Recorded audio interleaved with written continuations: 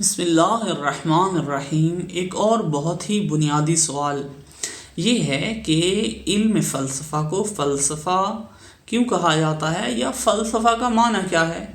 فلسفہ در حقیقت دو بنیادی لفظ فیلوسوف سے مرکب ہے۔ فیلو یعنی محبت اور صوف یعنی دانش و حکمت۔ جناب سقراط ان لوگوں کے مقابلے میں جو انکار کرتے تھے واقعات کا و حقائق کا، ان کے مقابلے میں انہوں نے اپنے آپ کو اس نام سے یعنی فیلسوف کے نام سے تعبیر کیا، یعنی محب دانش، محب حکمت۔ اور چونکہ حکمت کی بنیاد واقعیت شناسی پر ہے و واقعیت کے اقرار و اثبات پر ہے، اور یہ لوگ جنہیں سوفسطائی کہا جاتا تھا، یہ در حقیقت واقعیت کا انکار کیا کرتے تھے، اور واقعیت کے انکار کا نتیجہ یہ ہوتا ہے کہ آپ ان کی تمام تر شناخت جو واقعیت سے متعلق ہے اس کا بھی انکار کریں۔ لیکن جناب سقراط ان کے مقابلے میں آئے اور اپنے آپ کو محب حکمت، محب دانش قرار دیا۔ تب سے یہ نام فیلسوف پڑا اور خود اس علم کا نام فلسفہ پڑ گیا۔ بس علم فلسفہ اس عنوان سے علم فلسفہ کہا جاتا ہے۔ علم فلسفہ کے اندر ایک چیز اور مد نظر رہنی چاہیے کہ علم فلسفہ قدیم میں مختلف علوم کا مجموعہ ہوا کرتا تھا۔ اس میں کچھ نظری علوم ہیں اور کچھ عملی علوم ہیں۔ نظری علوم میں ایک ریاضیات تھی، ایک طبیعیات، اور ایک خود یہی علم الہی یا الہیات بالمعنی العام سے بھی اسے تعبیر کیا جاتا ہے۔ جبکہ عملی علوم میں سیاست تھی، سیاست جامعہ، سیاست منزل، تدبیر منزل، اور اخلاق عملی یہ در حقیقت مختلف علوم ہیں جن کا مجموعہ ان کو فلسفہ کہا جاتا تھا۔ لیکن آج جب علم فلسفہ کہا جاتا ہے یا فلسفہ اسلامی یا حکمت الہی جسے کہا جاتا ہے، وہ علم ہے جو وجود و ہستی بما ہو ہستی سے بحث کرتا ہے، حقیقت شناسی سے بحث کرتا ہے، و اس کی روش برہانی ہے و عقلی۔ اسے آج کے دور میں فلسفے سے تعبیر کیا جاتا ہے۔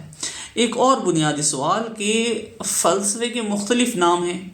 ایک نام فلسفے کا علم ما بعد الطبیعہ ہے۔ کیوں اسے علم ما بعد الطبیعہ کہا جاتا ہے؟ گزشتہ جب علماء علم الہی سے یا الہیات بالمعنی العام سے یا آج کی اصطلاح میں امور عامہ سے بحث کیا کرتے تھے، یعنی یہی مسائل احوال موجود بما ہوا موجود، وجود کے احکام سے بطور مطلق جب بحث کیا کرتے تھے، تو یہ بحث عموماً منطق کے بعد، طبیعیات کی بحث کے بعد آیا کرتی تھی۔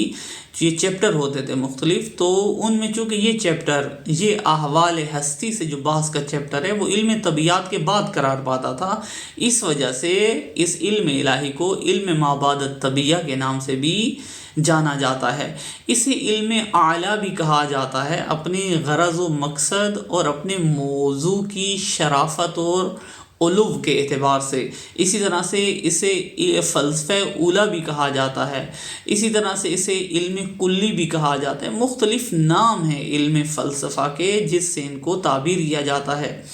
علم فلسفہ در حقیقت جیسا کہ اپنے نام سے ہی ظاہر ہے، حکمت الہی وہ علم ہے جس میں ہم ہستی کو شناخت کرتے ہیں، حقائق کی شناخت کرتے ہیں، اس حیثیت سے و اس اعتبار سے کہ وہ ہستی ہے، اس اعتبار سے کہ وہ حقیقت ہے، اس اعتبار سے کہ وہ ہے، یعنی ہم آیا ایک چیز ہے یا نہیں، واقعیت کے واقعیت ہونے کو سمجھنا، ہستی کے واقعیت ہونے کی شناخت، اس کی واقعیت ہونے کے مختلف پہلو، مختلف احکام، اس کی مختلف صفات کو سمجھنا، اور یہی چیز ہمیں در حقیقت قادر بناتی ہے کہ ہم حقائق عالم کو دیکھ سکیں اس طرح سے جس طرح ہیں، یا حد اقل جتنی انسانی استعداد ہے و صلاحیت ہے اس کے مطابق انسان حقائق عالم تک درجہ بدرجہ حقیقت کے قریب ہوتا جائے۔